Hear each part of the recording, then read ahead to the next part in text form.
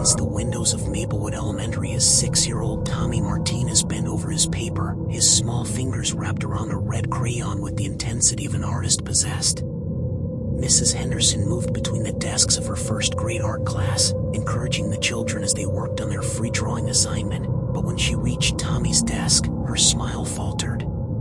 The drawing before her was unlike anything she had ever seen from a child so young. Where other 6-year-olds might sketch stick figures of their families or wobbly houses with triangle roofs, Tommy had created something that made her stomach turn. The paper showed an intersection rendered with startling precision for a child his age, complete with stop signs, crosswalk lines, and even the distinctive old elm tree that marked the corner of Maple and 3rd Street. 2 vehicles occupied the center of the scene, a blue sedan and a red pickup truck, captured in the violent moment of collision, metal twisted and glass scattered across the asphalt like deadly confetti. What disturbed Mrs. Henderson most was not just the violent subject matter, but the meticulous attention to detail. Tommy had drawn license plate numbers with careful precision, BXR 4829 on the blue car and TK 7756 on the red truck. He had included the exact positioning of the traffic light, the placement of the fire hydrant, even the small crack in the sidewalk that she herself had noticed just that morning when dropping off her own daughter at school. "Tommy," she said softly, kneeling beside his desk while the other children continued their cheerful chatter around them. "Can you tell me about your picture?" The boy looked up at her with those deep brown eyes that seemed to hold far too much weight for someone who had barely learned to tie his shoes. His dark hair fell across his forehead in soft waves, and there was something in his expression that made Mrs. Henderson's heart clench, a sadness that no child should carry. "The sad lady showed me," he said simply, his voice barely above a whisper. "She comes to me when I'm sleeping. She has long hair like my mama, but it's all wet and there's glass in it. She smells like rain and something else, something bad." Mrs. Henderson felt a chill run down her spine. In her 15 years of teaching, she had encountered children dealing with trauma, children with overactive imaginations, and children who had witnessed things they shouldn't have. But there was something different about Tommy's quiet certainty, the way he spoke about this mysterious woman as if she were as real as the crayon in his hand. "What does the sad lady tell you, sweetie?" she asked, trying to keep her voice gentle and encouraging. Tommy's small fingers traced the outline of the blue car in his drawing. "She says someone's gonna get hurt real bad if they don't know. She says I gotta draw it so maybe it won't happen. But she's scared it will anyway." He looked up at Mrs. Henderson with eyes that seemed to plead for understanding. "She's been crying for a long time." The teacher's mind raced. She had heard of children having vivid dreams, of course, but the level of detail in Tommy's drawing was unprecedented. The intersection he had drawn was exactly 3 blocks from the school, a notorious spot where the town had been discussing installing a 4-way stop for years. Local residents had been complaining about near misses and fender benders for as long as she could remember. "Tommy, have you ever been to this intersection before? With your mom or dad?" The boy shook his head. "Mama drives the other way to work. But the sad lady, she takes me there in my dreams. She shows me everything. The sun was bright that day, and there was a dog barking somewhere. The red truck man, he was looking at his phone instead of the road. Mama was singing along to the radio, that song she likes about dancing in the rain." Mrs. Henderson felt her breath catch. She had never heard a 6-year-old describe a scene with such cinematic detail. The way Tommy spoke about it wasn't like a child recounting a nightmare, it was like someone describing a memory, complete with sounds, smells, and emotions. "When did you first start having these dreams about the sad lady?" she asked. "Last week," Tommy replied, picking up a brown crayon to add more detail to the elm tree. "Right after Mama started her new job at the dentist office. The sad lady was standing by my bed when I woke up. She was all shimmery, like when you look through water, and her dress was torn and dirty. She pointed at my art box and said, 'Draw what I show you, little one. Draw it so they'll know.' The classroom suddenly felt too small, too warm." Mrs. Henderson glanced around at the other children, who were blissfully unaware of the conversation taking place just feet away from them. Little Sarah was painting a rainbow with her fingers, giggling as she mixed colors. Marcus was carefully constructing a paper airplane. The normalcy of it all made Tommy's revelation feel even more surreal. That afternoon, Mrs. Henderson called Tommy's mother, Elena Martinez, requesting a parent-teacher conference. Elena was a soft-spoken woman in her early 30s who worked long hours to support herself and Tommy after her husband had left them 2 years prior. She had recently started a new job as a dental hygienist across town, a position that required her to drive through several unfamiliar neighborhoods. "I'm concerned about a drawing Tommy made today," Mrs. Henderson explained over the phone. "It's quite detailed and disturbing. I think we should discuss it in person." Elena's voice carried the weariness of a single mother juggling too many responsibilities. "Is he acting out in class? I've been working late shifts, and I know the change has been hard on him. Maybe he's just processing some anxiety about me being away more." "It's not behavioral issues," Mrs. Henderson assured her. "But I think you should see the drawing. Are you available to come in tomorrow after school?" The next day, Elena sat in a small plastic chair across from Mrs. Henderson's desk, her work scrubs still bearing the faint scent of antiseptic. Her hands trembled slightly as she examined Tommy's drawing, her face growing paler with each detail she absorbed. "This intersection," she began, her voice catching. "I drive through here every morning on my way to work. But how could Tommy know about it? He's never been with me on this route." Mrs. Henderson leaned forward. "Elena, I need to ask you something. Does Tommy ever talk about dreams or nightmares? Specifically about a woman he calls the Sad Lady?" Elena's eyes widened. He has mentioned her a few times. I thought it was just an imaginary friend, or maybe a character from a TV show. Children his age often create elaborate fantasy worlds." She paused, studying the drawing more closely. "But this level of detail. Mrs. Henderson, he's drawn my license plate number. BXR 4829. How is that possible?"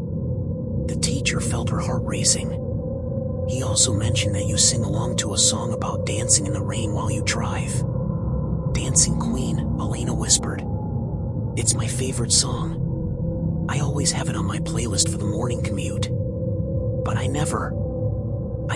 Tommy's not in the car with me when I go to work." Mrs. Henderson pulled out a notebook where she had written down everything Tommy had told her. He described very specific details about the accident. The red truck driver being distracted by his phone, the sun being bright, a dog barking nearby. "Elena, I know this sounds impossible, but I think Tommy is having some kind of prophetic dreams." Elena laughed, but it was a hollow sound without humor. "Prophetic dreams?" "Mrs. Henderson, with all due respect, Tommy is 6 years old. Children have vivid imaginations. Maybe he overheard something on the news, or saw something online. We don't have internet access at school during our time," Mrs. Henderson replied gently. "And Tommy mentioned that the Sad Lady has been appearing to him for about a week now. He described her as having long, wet hair with glass in it, smelling like rain and something unpleasant." Elena's face went white. "Glass in her hair?" "Yes. And he said her dress was torn and dirty, and that she's been crying for a long time." "Elena, I took the liberty of doing some research last night. There was a fatal accident at that intersection 7 years ago. A young woman named Rebecca Chin was killed when her car was struck by a drunk driver. She was 26, had long dark hair, and according to the police report, she was wearing a summer dress when she died." The room fell silent except for the hum of the fluorescent lights overhead. Elena stared at the drawing, her hands shaking as she traced the careful lines her son had drawn. "This is impossible," she whispered. "You're suggesting that my 6-year-old son is being visited by the ghost of a woman who died before he was born, and that she's showing him visions of a future car accident?" Mrs. Henderson nodded slowly. "I know how it sounds. But Elena, I've been teaching for 15 years. I've seen children dealing with trauma, children with behavioral issues, children with learning disabilities. I've never seen anything like this. The precision, The detail, the way Tommy talks about these dreams, it's not like typical childhood fantasy. Elena stood up abruptly, pacing to the window that overlooked the school playground. Let's say, hypothetically, that what you're suggesting is true. What am I supposed to do with this information? Stay home from work? Never drive through that intersection again? My job is the only thing keeping us afloat right now. I'm not suggesting you change your entire life, Mrs. Henderson said carefully. But maybe you could take a different route to work for a while. Or at least be extra cautious when driving through that area. Elena turned back to face her, tears threatening to spill from her eyes. Do you realize what you're asking me to believe? That my son can see the future? That a dead woman is using him to warn me about an accident that may or may not happen? I'm asking you to consider the possibility that there are things in this world we don't fully understand, Mrs. Henderson replied. And that your son might be sensitive to those things in a way that most people aren't. That evening, Elena sat on Tommy's bed as he colored in a dinosaur coloring book, his small legs crossed beneath him. The routine of bedtime stories and tucking him in had always been one of her favorite parts of the day, a peaceful transition from the chaos of single motherhood to the quiet hours when she could finally breathe. Tommy, she said softly, Mrs. Henderson told me about the picture you drew today. The one with the cars. Tommy looked up from his coloring, his expression immediately becoming serious. Did I do something wrong, Mama? No, sweetheart. You didn't do anything wrong. But I want to understand about the sad lady you mentioned. Can you tell me more about her? Tommy set down his crayon and moved closer to his mother, leaning against her arm. She's not scary, Mama. Just very, very sad. She says she couldn't stop what happened to her, but maybe she can help stop it from happening to someone else. What does she look like? She has hair like yours, but longer. And her dress is pretty, but it's all torn up. She smells like when it rains really hard, and like the medicine you put on my cuts. Her eyes are kind, but they cry all the time.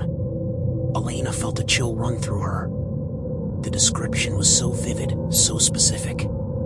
And she shows you things in your dreams? Tommy nodded. She takes my hand and we go to different places. Usually to that corner where the big tree is. She shows me things that haven't happened yet, but she says they will if people don't know to be careful. How do you know they haven't happened yet? Because the sad lady tells me. She says time is like a river, and sometimes people can see around the bends before they get there. She says I'm special, that I can help people the way nobody could help her. Elena wrapped her arms around her son, pulling him close.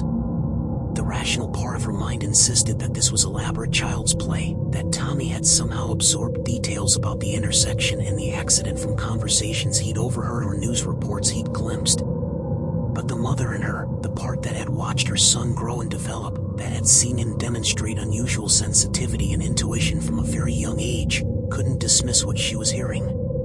Tommy, if the sad lady shows you something else, something that might help keep people safe, will you tell me about it? I always tell you everything, Mama, he said, looking up at her with those serious brown eyes. The sad lady says that's important.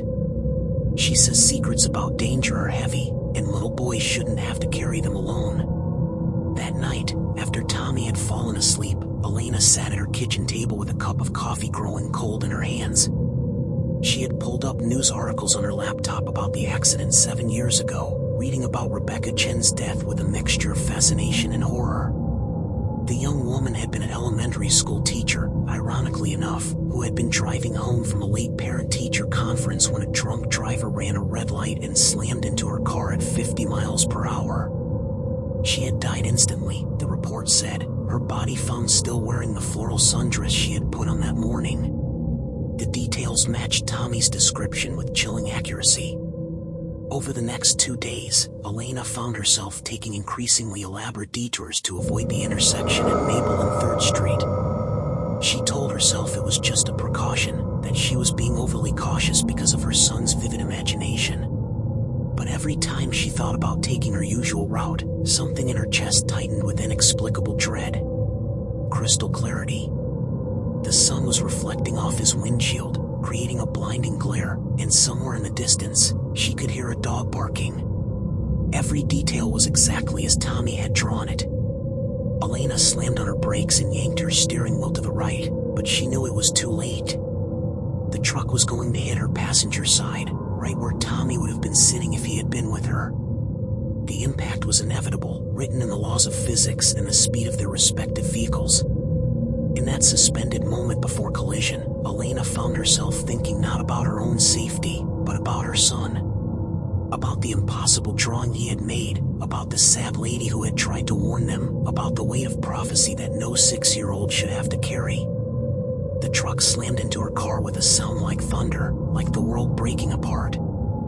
Metal shrieked against metal, glass exploded in a shower of diamond fragments, and Elena felt herself thrown sideways against her door as her car spun across the intersection. The world became a kaleidoscope of spinning images: the elm tree, the stop sign, the horrified face of the truck driver as he finally looked up from his phone. When the spinning stopped, Elena found herself hanging upside down in her car, held in place by her seatbelt.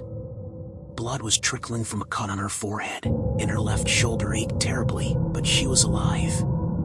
She could hear sirens in the distance, growing closer, and voices shouting instructions to each other. The truck driver was standing outside his vehicle, pacing back and forth with his hands in his hair, talking rapidly on his phone. His truck was damaged but upright, and he appeared to be uninjured.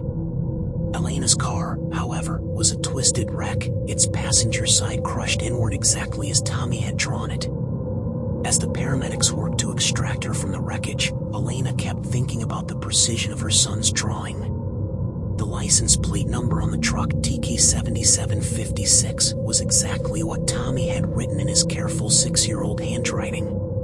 The positioning of the vehicles, the way the metal had crumpled, even the scatter pattern of the glass on the asphalt, it all matched his artwork with supernatural accuracy. At the hospital, as doctors examined her injuries, a mild concussion, a dislocated shoulder, and various cuts and bruises, Elena called Mrs. Henderson from her hospital bed. "Tommy's drawing," she said without preamble when the teacher answered. "Everything he drew, it all happened exactly as he showed it." There was a long pause on the other end of the line. "Are you all right, Elena? I heard about the accident on the local news." "I'm fine. Banged up, but fine. Mrs. Henderson, I need you to understand something. My son didn't just draw a picture. He drew a prophecy. And if it hadn't been for his warning, if I hadn't been thinking about it, trying to avoid that intersection, I think I would have been killed." "What do you mean?" Elena shifted in her hospital bed, wincing as her shoulder protested the movement. "I was late this morning. I forgot to take my alternate route, and I drove right through that intersection just like I always do. But because Tommy had drawn it, because I had been thinking about it for days, I was more alert than usual. When I saw the truck coming, I had maybe an extra second of reaction time because I was already watching for it. That extra second probably saved my life." Mrs. Henderson was quiet for a long moment. "Elena, I don't know what to say. I've never encountered anything like this in my career." "Neither have I," Elena replied. "But I think Tommy's gift, if that's what we're calling it, might be more than just seeing the future. I think it might be about giving people the chance to change it." When Elena returned home from the hospital 2 days later, her left arm in a sling and her face still bearing the marks of her encounter with fate, she found Tommy waiting for her on the front porch. He had been staying with his grandmother while she recovered, but somehow he had known she was coming home. "Mama," he said, running to her and wrapping his small arms around her waist. "The sad lady says to tell you she's sorry you got hurt, but she's happy you're okay." Elena knelt down to his level, studying his face. "Has she been visiting you these past few days?" Tommy nodded. "She came to say goodbye. She says her job is done now, and she can rest. She's not sad anymore, Mama." She's smiling. "What else did she say?" "She says to tell you that love is stronger than time, and that sometimes people who are gone can still help the people who are still here. She says you were brave, and that she's proud of you for listening even when it was hard to believe." Elena pulled her son close, breathing in the scent of his hair and feeling the solid warmth of his small body against hers. Tommy, I want you to know that if you ever have dreams like this again, about this sad lady or anyone else, you can always tell me. We'll figure out what to do together, okay? Okay, Mama, he said. But I don't think the sad lady will come back. She looked peaceful when she left. Like she finally found what she was looking for. That evening, as Elena tucked Tommy into bed, she found herself thinking about the strange chain of events that had led to this moment. A 6-year-old boy's inexplicable drawing, a dead woman's apparent intervention from beyond the grave, and a car accident that had been both predicted and survived. It defied everything she thought she knew about the world, about life and death and the boundaries between them. But as she watched her son drift off to sleep, his face peaceful in the glow of his nightlight, Elena found herself grateful for the mystery rather than frightened by it. Whatever force had guided Tommy's hand as he drew that prophetic picture, whatever had allowed Rebecca Chin to reach across the veil between worlds to deliver a warning, it had given Elena the greatest gift possible, the gift of being alive to see her son grow up. The next morning, Elena called Mrs. Henderson to let her know that Tommy would be returning to school. How is he handling everything? The teacher asked. This must have been traumatic for him. He seems lighter somehow, Elena replied. Like he's been carrying a weight that he's finally been able to put down. I think he understands now that his gift, and I believe it is a gift, is meant to help people, not to burden him. Mrs. Henderson was quiet for a moment. Elena, I've been thinking about what happened, and I believe we should document this somehow. Not for publicity or anything like that, but for the record. In case Tommy ever has another experience like this. I agree, Elena said. But I also think we need to be careful about how we handle this. Tommy is just a little boy, and the last thing I want is for him to feel like he's some kind of circus act. Of course. I was thinking we could keep a private journal, just noting any unusual dreams or drawings. And maybe we could research whether there are others like Tommy, children who seem to have this kind of sensitivity. As they spoke, Elena found herself looking out her kitchen window at the intersection where her accident had occurred. City workers were installing a new traffic light, turning the dangerous four-way stop into a properly regulated intersection.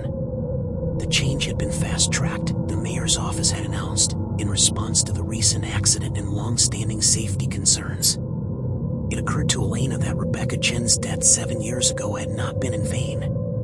Her apparent intervention through Tommy had not only saved Elena's life but had also brought attention to the dangers of that intersection. The new traffic light would undoubtedly prevent future accidents, protecting countless other drivers and their families. Perhaps that was the real purpose of the sad lady's visit, not just to save one life, but to prevent many deaths. To turn her own tragedy into a force for protection and change. When Tommy returned to school the following Monday, Mrs. Henderson watched him carefully during art class. He seemed more relaxed than she had seen him in weeks, chatting with his classmates and working on a cheerful drawing of a rainbow over a field of flowers. There was no sign of the haunted expression that had marked his face when he drew the prophetic accident scene. Tommy, she said quietly, approaching his desk. How are you feeling today? He looked up at her with clear, bright eyes. Good, Mrs. Henderson. Really good. The sad lady isn't sad anymore, so I'm not sad either. Do you think you might have more dreams like the ones you had about the accident? Tommy considered this seriously, tilting his head to one side. Maybe. But I'm not scared of them anymore. I know now that they're not scary dreams, they're helping dreams. And if I have them, I know Mama will believe me, and we'll figure out how to help people together. Mrs. Henderson smiled, feeling a warmth spread through her chest. That sounds like a very good plan, Tommy. As the weeks passed, Elena and Mrs. Henderson maintained their quiet documentation of Tommy's dreams and drawings. Most of his artwork returned to typical 6-year-old subjects: dinosaurs, spaceships, family portraits with stick figures and oversized smiles. But occasionally, he would produce something that made them both take notice. A drawing of their neighbor's cat, Mrs. Peterson's beloved tabby named Whiskers, lying beneath a car. 2 days later, Elena found herself knocking on Mrs. Peterson's door to suggest she keep Whiskers inside for a while. The elderly woman had laughed off the suggestion initially, but when Elena gently explained about Tommy's unusual sensitivity, Mrs. Peterson had agreed to be extra cautious. A week later, a speeding delivery truck had taken the corner too fast, jumping the curb exactly where Whiskers usually sunned himself each afternoon. A picture of the school playground with the old oak tree split in half, its massive trunk lying across the swing set. Elena had quietly mentioned it to the principal, who had scheduled a tree service inspection. The arborist had found extensive rot in the tree's core, invisible from the outside but sufficient to bring the ancient oak crashing down in the next strong storm. Each time, Tommy's drawings proved to be warnings rather than predictions, opportunities to prevent tragedies rather than simply witness them. Elena began to understand that her son's gift was not about seeing an unchangeable future, but about glimpsing possibilities and providing the information needed to alter them. One evening, as Elena was preparing dinner, Tommy appeared in the kitchen doorway with a serious expression on his face. "Mama, I had a dream about the sad lady again," he said. But it was different this time. Elena set down her cooking spoon and gave Tommy her full attention. "Different how, sweetheart?" She wasn't sad anymore, and she wasn't showing me scary things. She was just talking to me. Like a regular person. She said her name is Rebecca, and she used to be a teacher like Mrs. Henderson.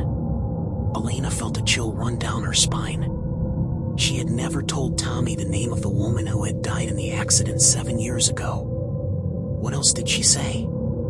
She said to tell you thank you for listening to her, and for believing in me.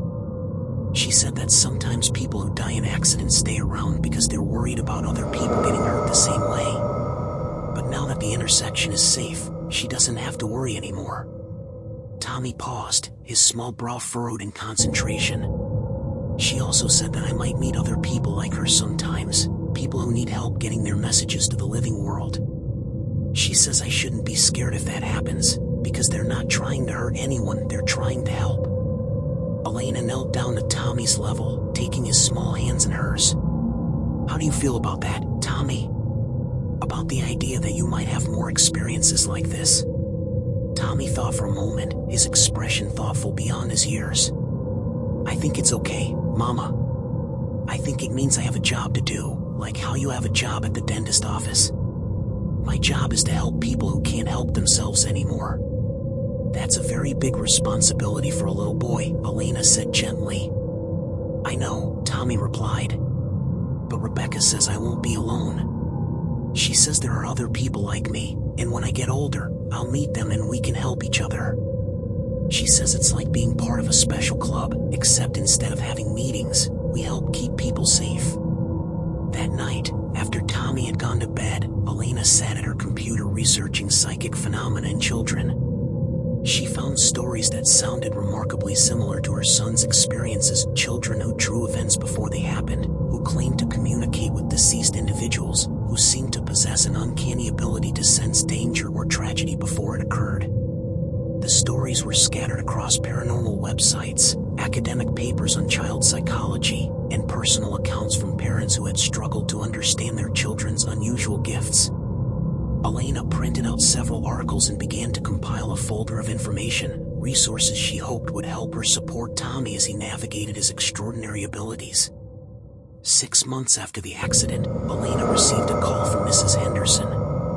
"Elena, I wanted to let you know that I've been in contact with a researcher at the university who studies paranormal phenomena in children. She's very interested in Tommy's case, and she's offered to provide some guidance and support if you're interested." Elena felt a mix of excitement and apprehension. What kind of guidance? "Nothing invasive or exploitative," Mrs. Henderson assured her quickly. Dr. Sarachan, and yes, she's Rebecca's older sister, is a licensed psychologist who specializes in helping children with psychic abilities. She's been researching the connection between traumatic deaths and childhood premonitions, and she believes Tommy's experience might be part of a larger pattern. Elena was speechless for a moment. Rebecca's sister is a psychologist who studies psychic children. "It's not a coincidence," Mrs. Henderson said. Dr. Chin told me that her sister's death motivated her to change her career focus. She's been studying cases like Tommy's for the past 5 years, trying to understand how and why some children seem to be able to communicate with deceased individuals. And she wants to help Tommy? She wants to help both of you, Mrs. Henderson clarified. She understands that having a psychic child can be overwhelming for parents, and she has resources and strategies that might make things easier for your family. Elena found herself thinking about Tommy's words, that he would meet other people like him, that he wouldn't be alone in navigating his gift. Perhaps Dr. Chen's offer was the beginning of that support network Rebecca had promised. I'd like to meet with her, Elena said finally. Not to put Tommy through any tests or experiments, but to learn more about how to help him. I'll arrange a meeting, Mrs. Henderson said. Elena, I know this has been a difficult journey for you, but I want you to know that I believe Tommy's gift is truly extraordinary. He saved your life, and probably many others. That's not something to be afraid of, it's something to be grateful for. As Elena hung up the phone, she found herself thinking about the strange tapestry of events that had woven together to create this moment. A child's inexplicable drawing, a dead woman's supernatural intervention, a car accident that had been both predicted and survived, and now the discovery of a researcher who might help them understand it all. She thought about Rebecca Chen, the young teacher who had died too soon but had found a way to continue protecting others even after death. She thought about her son, carrying the weight of otherworldly knowledge with the matter-of-fact acceptance that only children possess. And she thought about herself, a single mother who had been forced to expand her understanding of reality in ways she never could have imagined. The future was uncertain, filled with questions about Tommy's abilities and what they might mean for his life. But Elena no longer felt afraid of that uncertainty. She had learned that sometimes the most impossible things were also the most necessary, and that love, whether from the living or the dead, could transcend any boundary. As she climbed the stairs to check on Tommy one last time before bed, Elena could hear him talking quietly to himself in his room. When she peered around the door, she saw him sitting up in bed, having what appeared to be a conversation with empty air. "Good night, Rebecca," he said softly. "Thank you for helping us. I hope you can rest now." Elena waited until he had settled back under his covers before approaching his bed. "Was Rebecca visiting you again?" she asked gently. Tommy nodded sleepily. "She just wanted to say goodbye for real this time. She says she's going to a place where she can't come back from, but it's a good place. A peaceful place. And how do you feel about that?" "Happy for her," Tommy said, his eyes already drifting closed. She was tired of being sad for so long. Now she gets to rest. Elena kissed her son's forehead, marveling at his ability to accept the extraordinary with such grace. As she turned off his light and headed to her own room, she found herself whispering a quiet thank you to Rebecca Chen, teacher, guardian angel, and the sad lady who had saved their lives. The intersection at Maple and 3rd Street now boasted a new traffic light, bright and efficient, regulating the flow of traffic with mechanical precision. The dangerous four-way stop that had claimed Rebecca's life and nearly claimed Elena's was now a properly managed intersection, safer for all who passed through it. But sometimes, late at night when the streets were empty and the traffic light cycled through its colors for no one, residents reported seeing a figure standing beneath the old elm tree. A young woman in a floral dress, no longer sad, no longer crying, but simply watching over the intersection with peaceful eyes. She was never there when people looked directly, only visible in peripheral vision, a glimpse of movement, a sense of presence. But those who claimed to see her all reported the same thing. She looked content, finally at rest, her work complete. And in a small house 3 blocks away, a 6-year-old boy slept peacefully, his dreams filled with rainbows and dinosaurs, his extraordinary gift dormant but not gone, waiting for the next time someone would need his help to change the future. The drawing that had started it all remained in Mrs. Henderson's desk drawer, a testament to the power of love that transcends death, and the extraordinary capacity of children to serve as bridges between worlds. It was a reminder that sometimes the most important messages come from the most unexpected messengers, and that the line between the living and the dead is far more permeable than most people dare to believe. Tommy Martinez continued to attend Maplewood Elementary, where he was known as a bright, sensitive child with an unusual talent for art. His teachers learned to pay attention to his drawings, and his mother learned to trust in the impossible. Together, they navigated the challenges and responsibilities of his gift, secure in the knowledge that they were not alone in their journey. And somewhere in the space between sleeping and waking, between the world of the living and the realm of the dead, Rebecca Chin finally found the peace she had been seeking, her mission accomplished, her love transformed into a force for protection that would continue to ripple outward long after her final goodbye.